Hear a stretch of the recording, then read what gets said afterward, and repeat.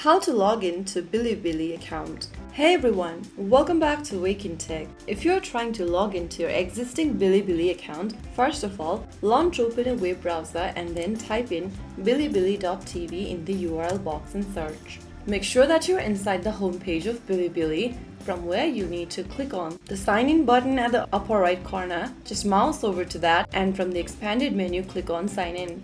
Select your login method you'd like to use for your account. I created an account with email option, so I'm gonna click on login with email. But if you have created an account with any other options over here, just select that and click on it.